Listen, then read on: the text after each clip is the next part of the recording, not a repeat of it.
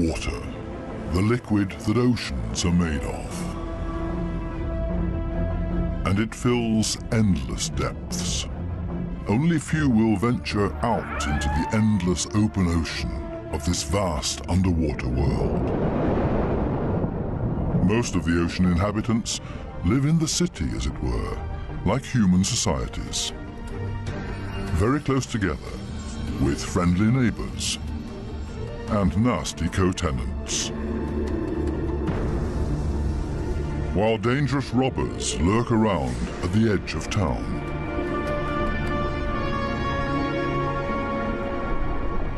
To assert yourself here, you have to be equipped with all kinds of tricks and clever strategies, or lie and cheat. Coral reefs are the largest structures in the world. They're giant submerged metropolises.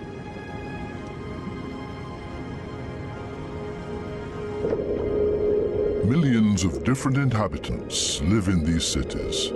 A universe with coral palaces and soaring towers.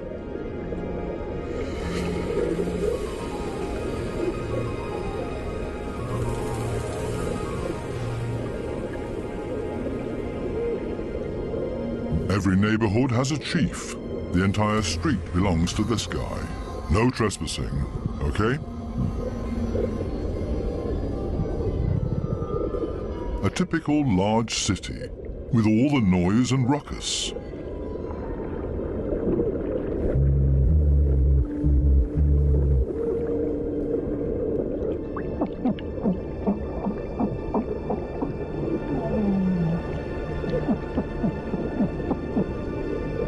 Even this little porcupine fish bleats around. It creates this sound with its swim bladder. Two small harlequin shrimps are nibbling on this blue sea star.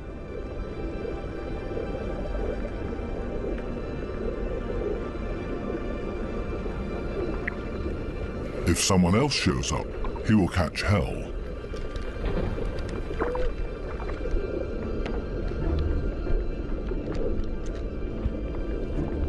Another harlequin shrimp busy pulling a bite out of a sea star.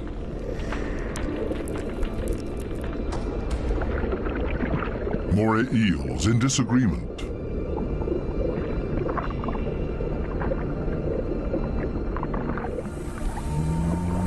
A scorpion fish shuffles across the ocean floor.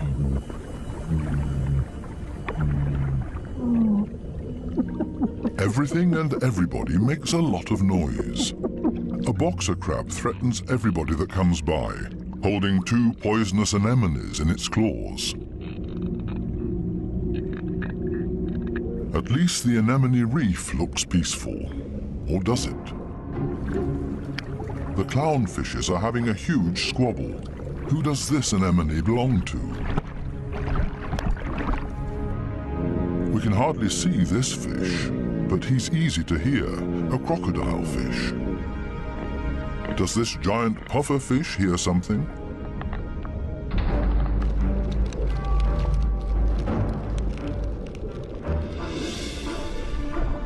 It's a ray that's getting away.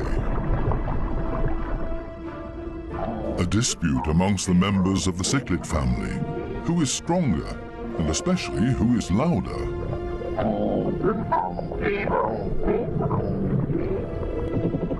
Two Walkman fish are noisily trying to woo a female.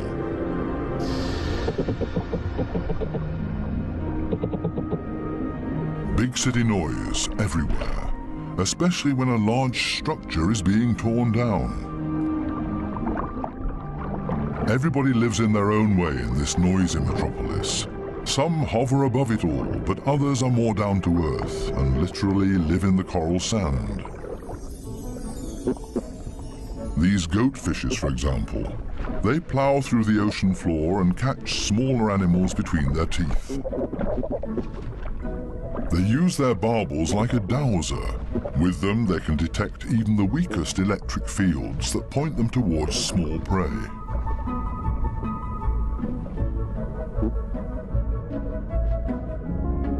These gobies also dredge through the sand and feed on what they find in there. There's another way of finding prey in the sand.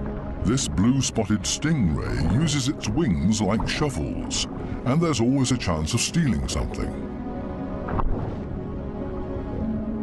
While one works, others just stand by and feed on what's left over, maybe a piece of crab or a mussel.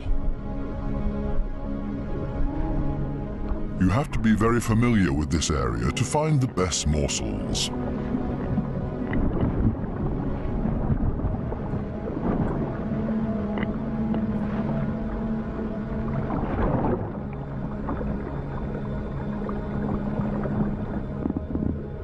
This triggerfish uses a strong stream of water. The fish blows away the sand to unearth whatever is hidden inside it. Others are quick to steal whatever they can.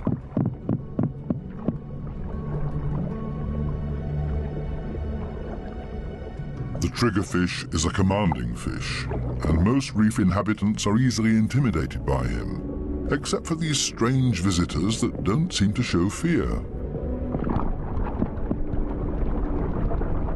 In any case, it's best to cover them up with sand.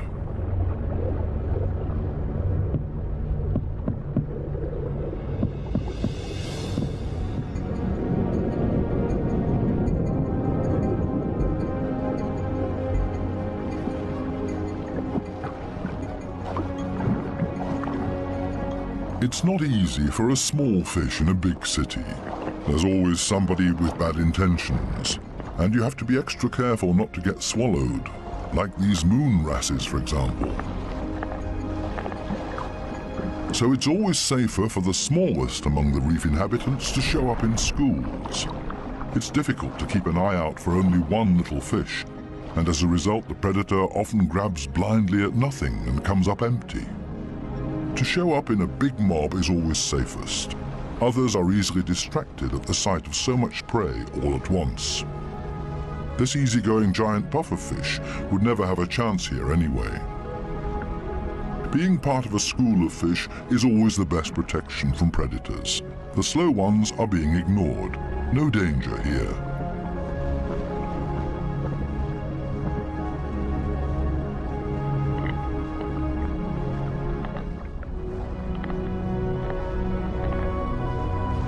The school distributes the danger. If there are 1,000 fishes, any of them can be the target, and 999 are going to be just fine.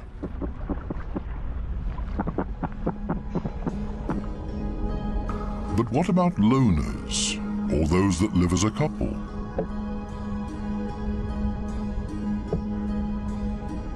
Seahorses, for example, camouflage themselves to look like the coral branches they're holding on to.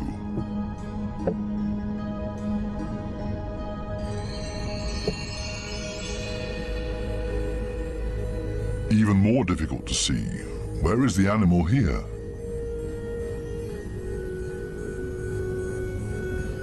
Only the eye betrays this trumpetfish's camouflage.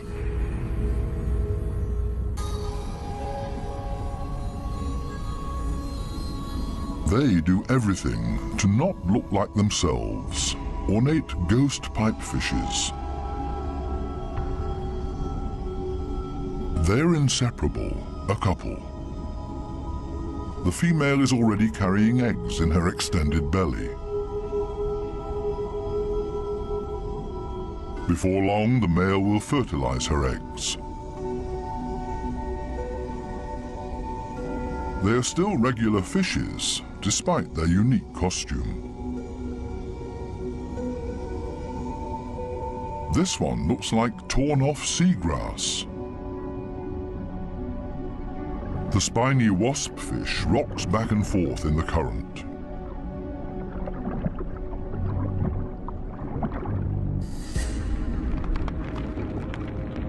Not a monster, but ingenious camouflage. A spider crab that's decorated its head with a sponge. This will deter any predator.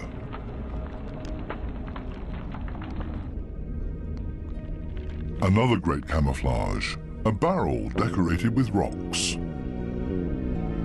Only the movement of the gills betrays this stonefish.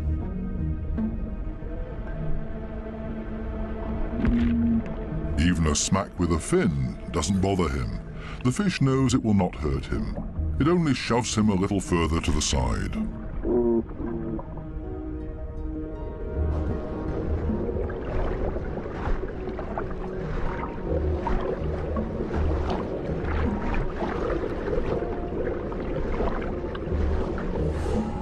Similarly tough are its cousins, the scorpion fishes. They lie there as if dead, especially when others around them freak out. And even when moray eels fight with lionfishes for food.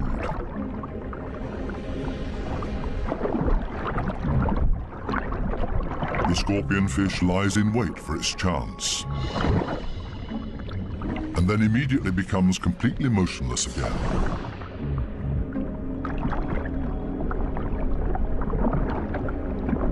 The only difference is that it raises its dorsal fins with the poisonous barbs inside, is completely still but now also armed. This large anglerfish virtually blends into the background tangle of algae and leaves. Right now, the anglerfish is on high alert. It ejects a large cloud in order to throw off predators.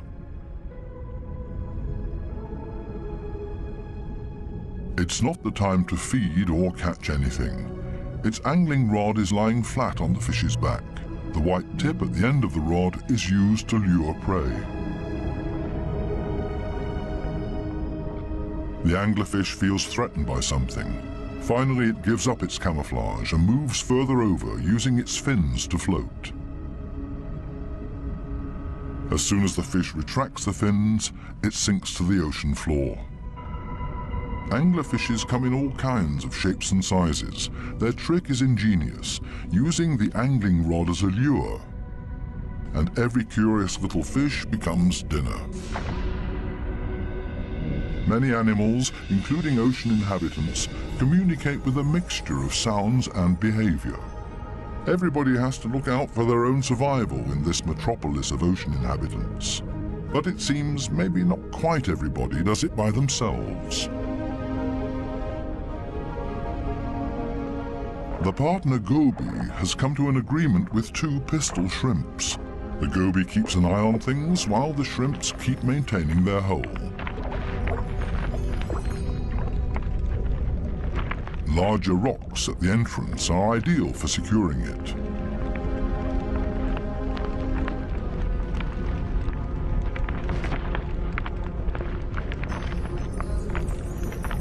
They're an experienced team.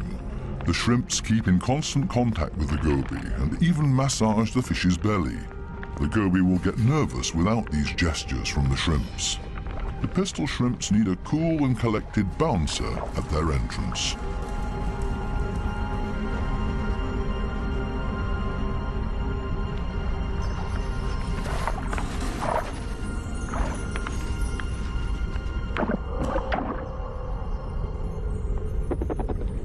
Teamwork. This is where the anemones settle with their poisonous tentacles. Whoever gets caught by those will pay for it dearly or lose their life.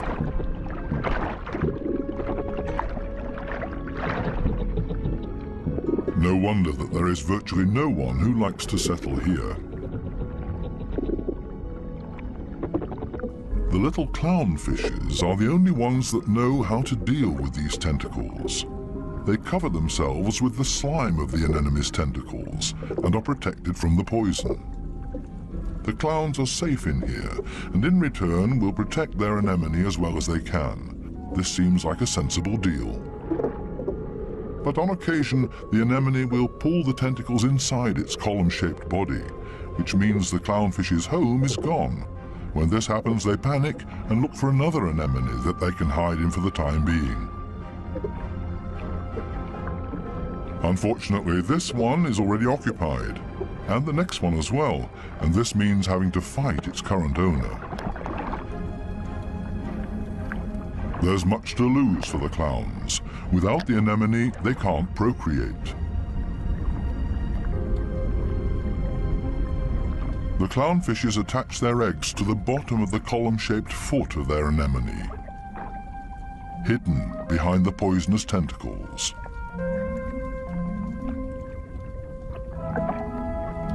Both male and female tend to the eggs. They fan fresh water on them. The eyes of the babies are already clearly visible. The clowns are very protective of their eggs.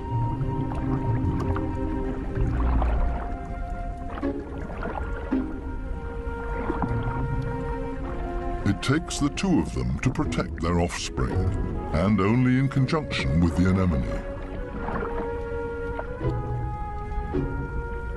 Everybody in the reef has to take special care of their young. If they don't, it means their species will simply die out. So it's not surprising that everybody gives it their best effort.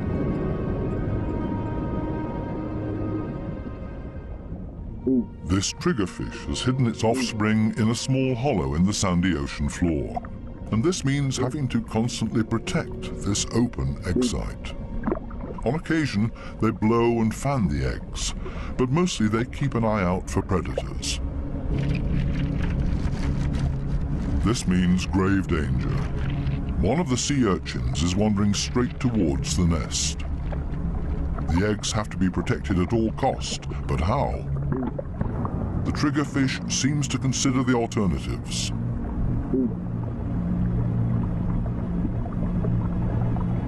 But then it blows and then rams the sea urchin. Again and again until it breaks. The sea urchin's guts spill out into the open. A few more hits for good measure. The danger has been averted. Everything else is easy.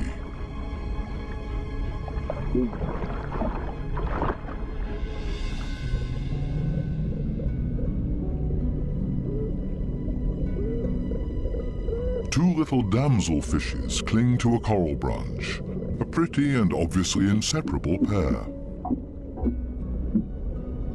They appear to have something important to do. And there it is. The female has been laying eggs and glued them to a coral branch. Over and over again, both of them sweep past the eggs to keep them clean. Two very busy parents in the middle of town. Not far from them, the same kind of damselfish, but this one is feeding on the eggs, not tending to them. This damselfish's priorities have changed. Its partner is gone, and it's impossible to bring the eggs through by itself, so it feeds on its own eggs to at least recycle the nutrients.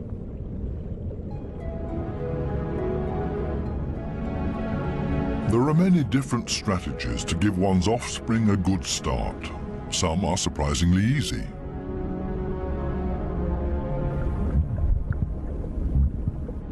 The mass mating of the black sea breams. The males are so generous with their sperm that often a cloud of it will engulf the entire wedding party.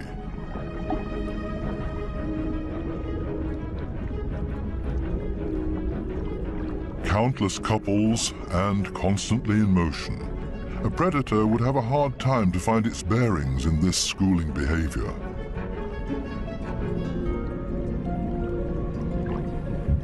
The fish's instincts cause them to mass mate in order to ensure the survival of their species.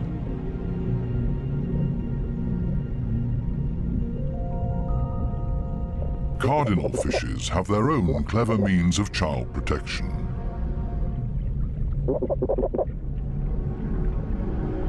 It's not time yet. The couple are still flirting and courting with each other, going around and around.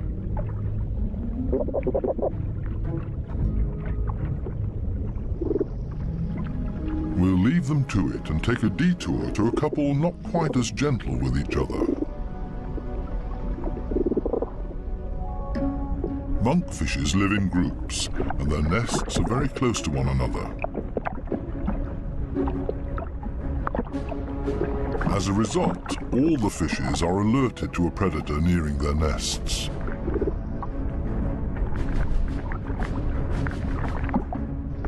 Hermit crabs love to feast on the eggs of the monkfishes, so the protective parents are all getting nervous.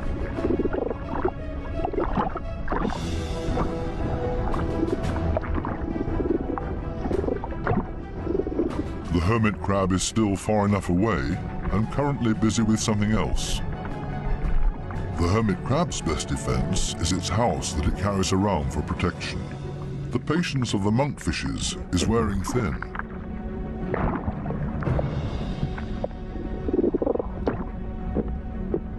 Now everyone attacks in order to bowl the crab away from their nests.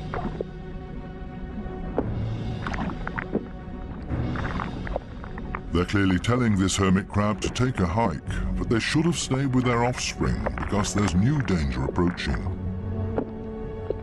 A gaggle of rainbow wrasses takes advantage of this unique opportunity and ravages the monkfish nests. The predators are quick, brutal, and in the majority. Most of the monkfish eggs will be devoured. An attack of this kind would never happen to the cardinal fishes because they are mouth brooders and don't have to watch over a nest that's out in the open. The males carry the eggs in their mouths, up to 20,000 of them.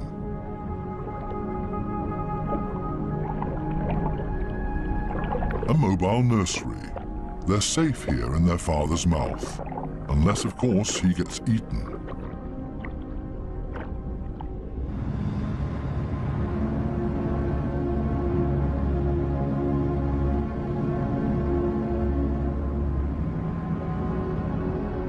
During the night, when it's dark, the danger is greatest. These underwater cities have a very active nightlife with special attractions. Basket starfishes come out and sit in the current. It's a night-active type of brittle star. With their arms full of tiny little hooks, they filter plankton out of the water to feed.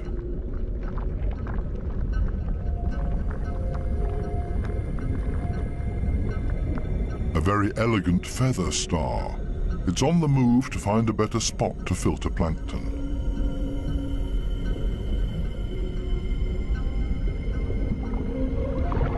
This Spanish dancer is even more graceful and elegant than the brittle stars. It's a type of nudibranch.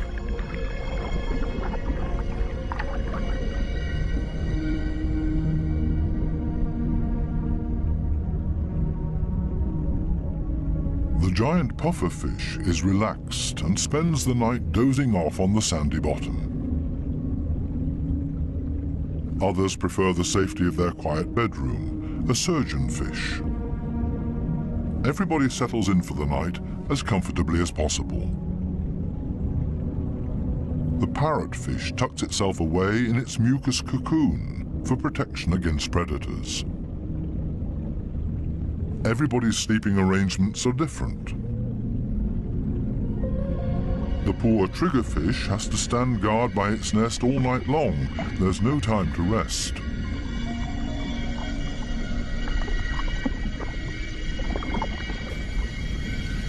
Some of the predators are quite soft-footed. A cone snail has spotted a small fish.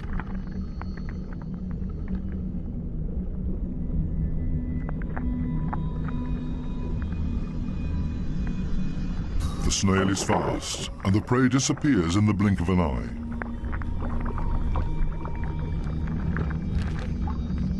The night is still young, and still full of danger and terror. These lionfishes pose danger to the cardinal fishes.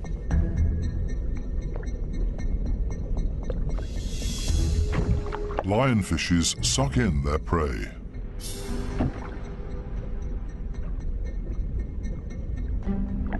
Even if they choke on it.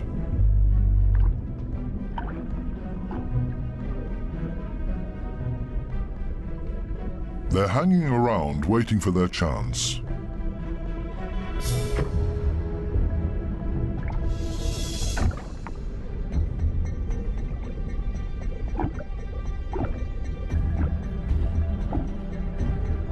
This poor cardinal is sideways in the lionfish's mouth, eggs and all.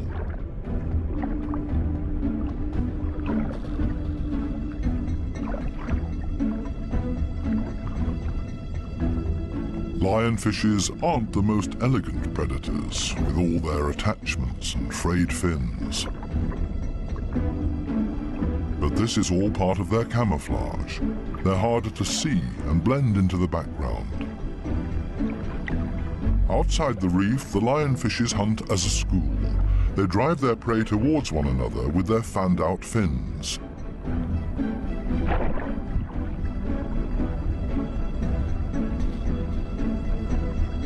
They prefer to attack from above, cornering their prey. This is not a different location, just different light. These special blue lights totally change the appearance of the reef.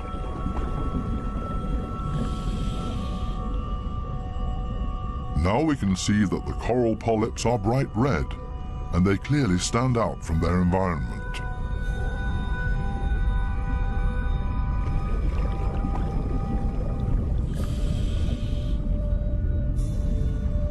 A new and fascinating perspective on the communication of many ocean inhabitants. And suddenly an eruption of sorts.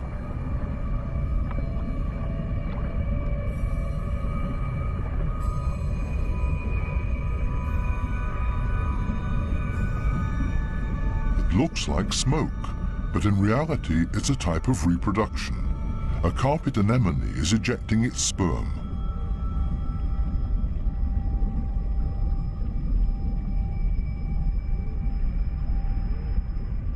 In the blue light, it looks like a dramatic eruption.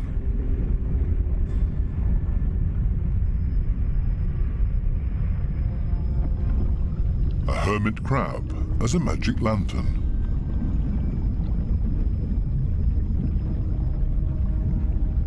The blue light brings out these colors.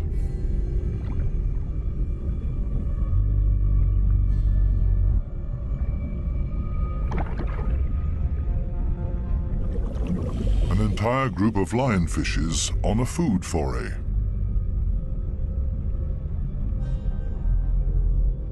The animals don't seem to know any fear. It seems that they're well aware of the poison they carry in their back spines. They even use the light of our dive torches to their advantage. There's no nightly rest to be had here.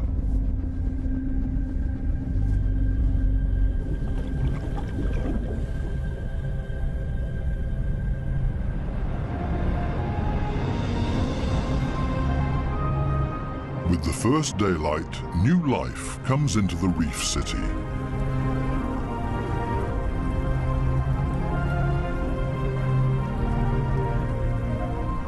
They all seem to start going again, ponderously with armored fins.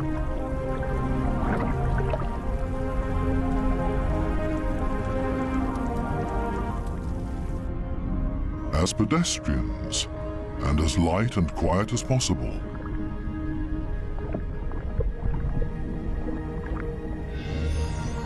Mother and daughter, elegant and synchronous. Some have to hustle along on 10 legs. This spider crab runs straight into a brittle star gathering. A giant smash-up in the early morning. Wildly flopping around, everybody tries to get away.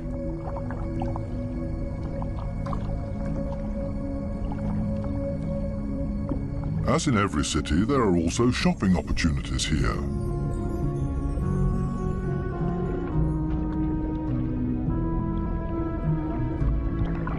This moray eel knows her shops well. She rushes to her favorite store every morning. The same with this blue-spotted ray. But they haven't opened yet. It leans on one fin as if to say, it's waiting.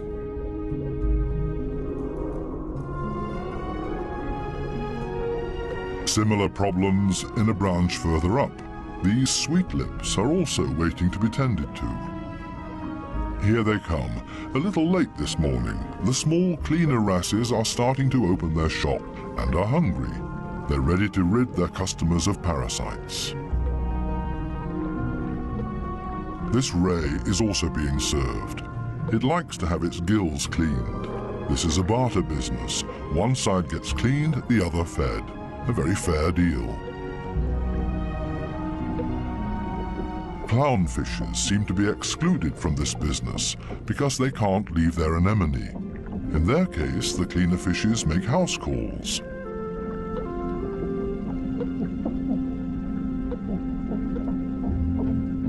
This snake eel is also otherwise engaged, and the cleaner shrimps are also making house calls for him. Finally, it's the moray's turn. It has a lot of nutritious freeloaders on its skin and in its gills.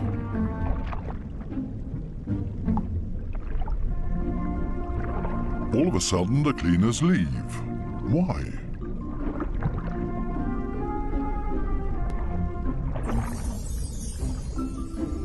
This Titan triggerfish is no better off. The treatment has stopped before he was finished. The cleaner fishes have new customers, clients that have never come to see them before, and they're now being preferred over old customers. The point is that these new clients will like the service here so much that they will come back again. The regular customers have to be patient and wait until the new clients are finished. Cleaner fishes operate solely according to economic rules.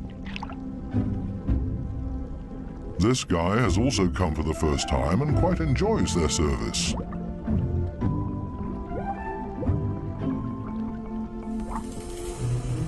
Sometimes it's too much of a good thing though. This small black-spotted puffer just wants to look around and is not asking for a cleaning at this time. It swims away quickly and clearly annoyed. It's time to go back to the regular customers before they get impatient and leave for good.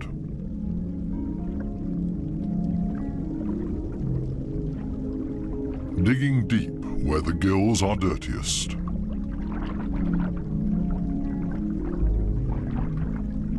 One last time through the mouth, and it's as good as new, and the teeth squeaky clean. Now this male moray can start looking for a suitable female. She is clearly not interested in male visitors. This next dugout also does not look encouraging.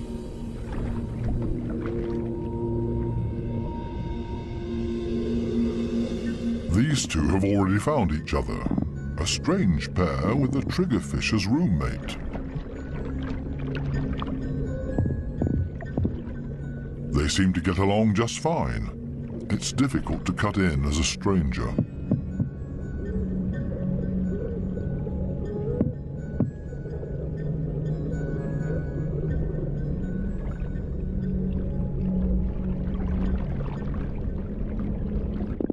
It would also be well advised to stay away from this giant triggerfish.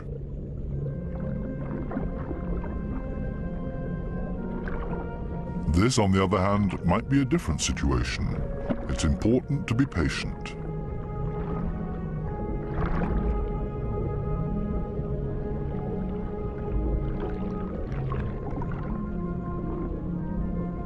This female moray does not seem to be too reluctant. She's showing her teeth, which is not a sign of aggression, quite the opposite. She finally agrees to a date.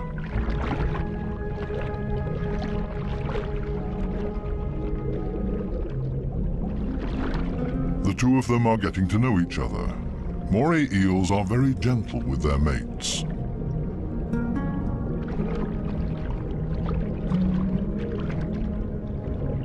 And they're good for another surprise, as partners of a phenomenal hunting party.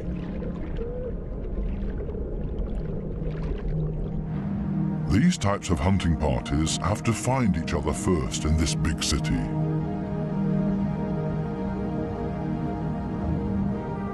The right place for the moray and her partner. The morays cooperate with the groupers. It's not so far-fetched. The grouper hunts in the open and the moray inside the reef.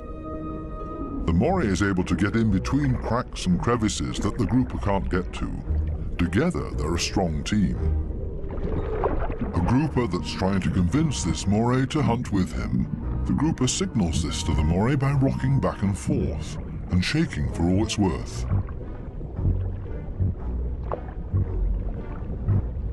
All for nothing. This moray doesn't understand and stays in its cave.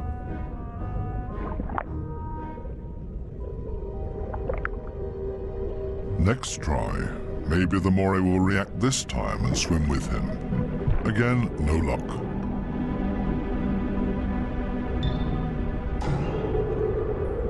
Finally, this moray seems to understand the grouper and is hungry.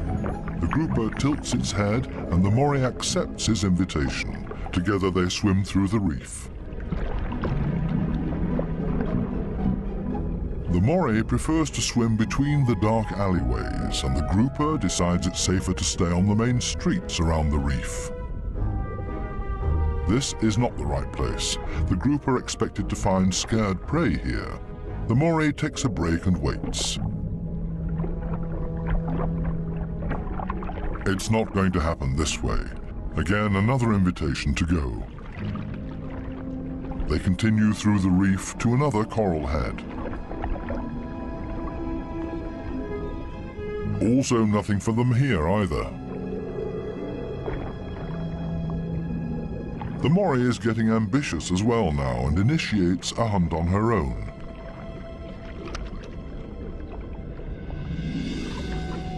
She might be better at finding hunting spots. They're successful in this next coral head, and then everything happens very quickly.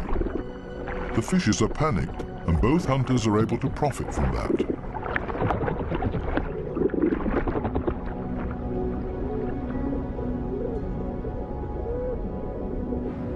This coral city offers living space for millions. Many hideouts and crevices provide protection for everybody. My home is my castle.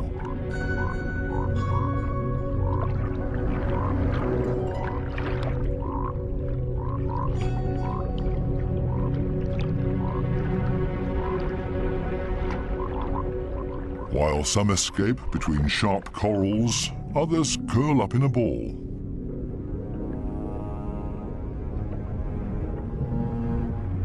Octopuses don't have bones and are therefore able to change shape. Their homes are usually very tight and space-saving.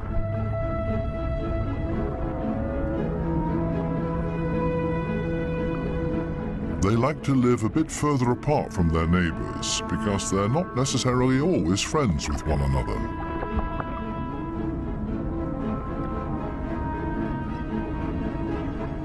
It might be best to put up a wall of stones between them.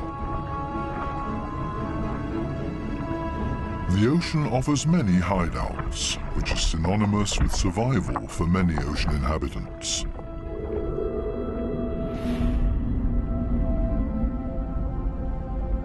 There can also be hideouts that nature never intended to be there. Such as this giant wreck, 240 feet deep.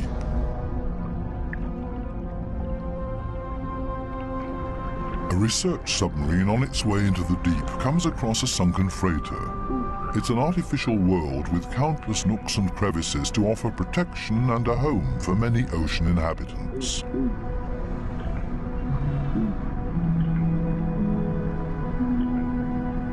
The wreck has long been overgrown with all kinds of sea life. The side of the hull has become a living wall made of corals and sponges.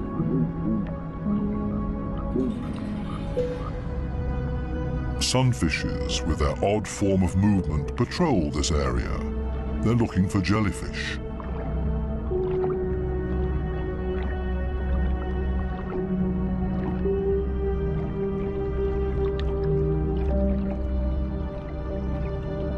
In steerage, where the current is strongest, filter feeders have found a new home, such as these sea fan corals. They feed on the tiny plankton particles. A unit that has grown together made of technical, man-made and organic structures.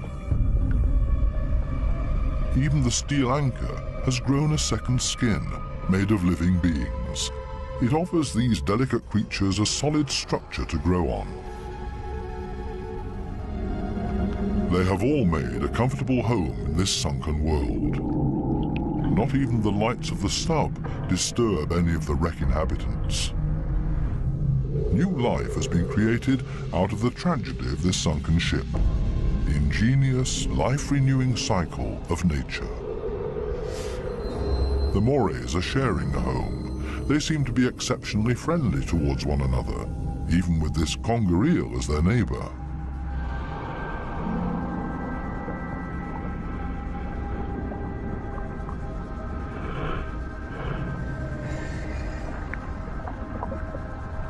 Even the octopus remains unharmed by the Morays.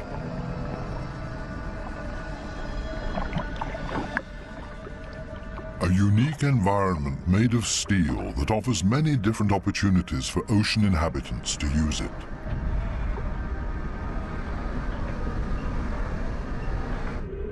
Even this fishing net offers a conger eel a place to hide.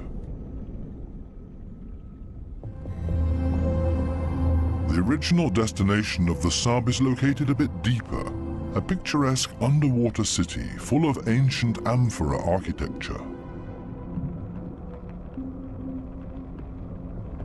An antique merchant vessel sank here. Only the clay containers, once filled with Greek wine, are still visible. Now they offer homes and protection to many ocean inhabitants. Similar to the reef, hiding places are essential for staying alive down here.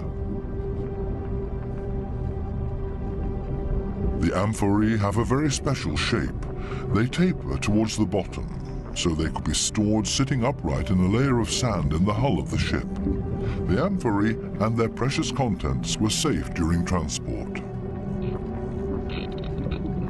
Spiny lobsters welcome these types of caves. Conger eels also feel safe in this mess of amphorae and shards of clay, as if it was made for them and their slender, long bodies.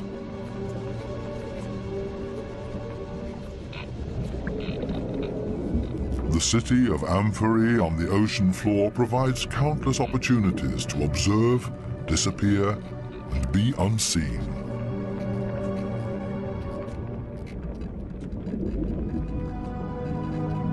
Maybe that's why this city seems to be very calm and orderly, even when the conger eel swims above everybody's abode. Nobody panics because they only have to withdraw slowly into their homes and are safe. The same goes for this forkbeard.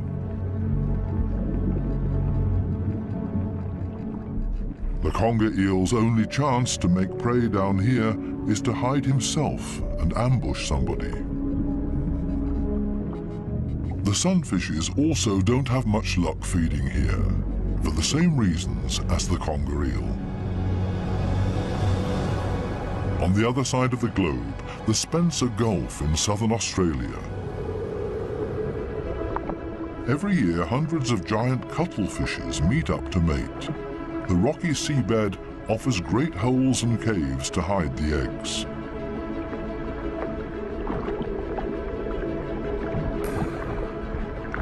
The females are smaller than the males and seem to be a bit shy, keeping their arms tucked tightly together.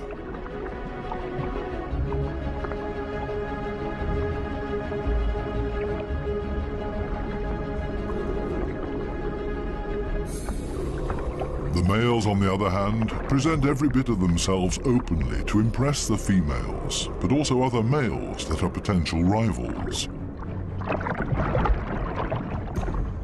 When the going gets tough, it's always a good idea to hide behind the safety of a cloud of ink.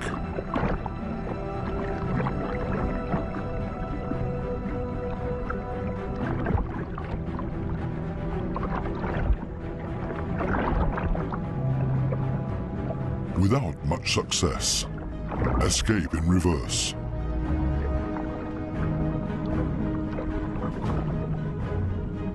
Only the strongest of them have a chance with the females. He's a winner and courts his female by changing his color to interesting stripes. She has agreed to mate with him, and they hug tightly. He deposits his sperm package into her mantle opening. Immediately afterwards, she withdraws into one of the caves on the ocean floor in order to avoid courtship from other males, a clear signal. The male is protecting his female from other rivals.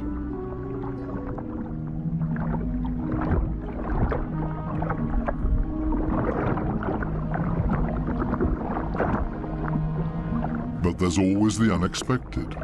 A so-called sneaker male tries to cut in. This male is much smaller and pretends to be another female by acting like one, very demure and shy.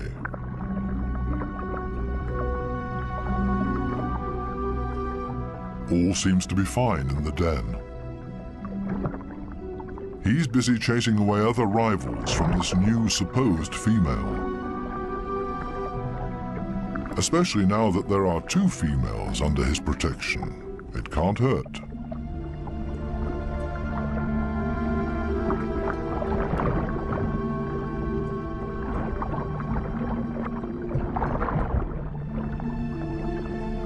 The two supposed females on the bottom below him are getting closer to each other, the sneaker male and the female.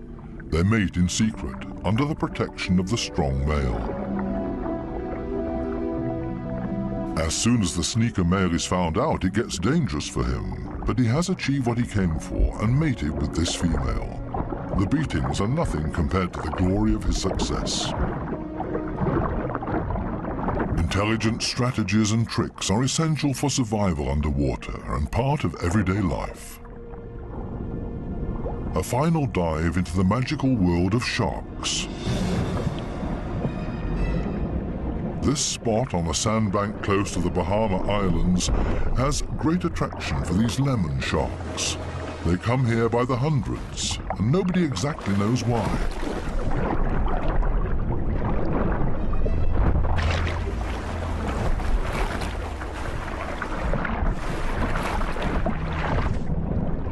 This sandy plateau in the middle of the open ocean is easy for scientists to get to.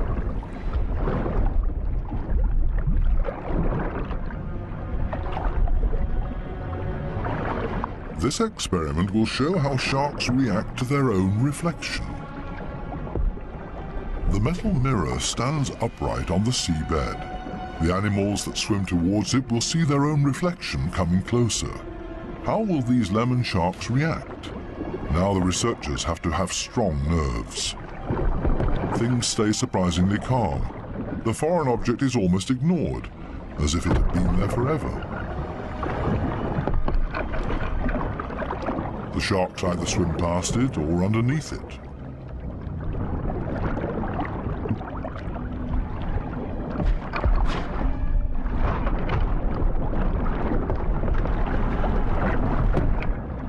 The scientists expected a bit more, and soon the sharks lose all interest in the mirror.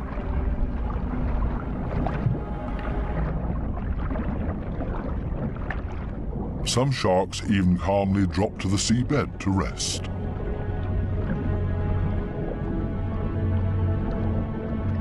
The only ones alarmed by this behavior are the remoras that like to keep moving.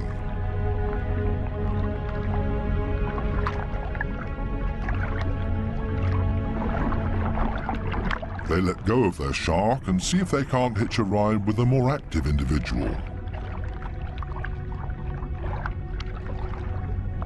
Shark hopping. This one isn't a good choice either, so they continue to yet another one.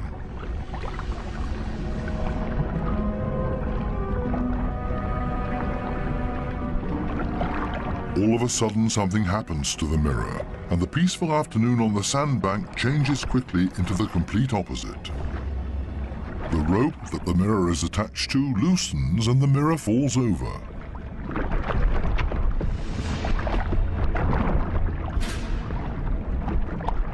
Suddenly, and seemingly out of nowhere, several sharks rush to the mirror and show great interest in it.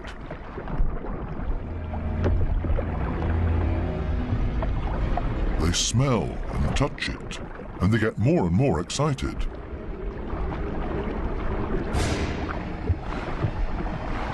What happened all of a sudden? none of the scientists have any idea how to explain this change in behavior. The animals that were calm and collected only a second ago are now completely out of their minds, and the situation quickly escalates into a mass attack on the mirror. Do they mistake their own reflection for an opponent? It's time for the divers to leave because it's not safe anymore. The communication of the ocean inhabitants continues to offer new and exciting insights, though we will probably never fully understand them.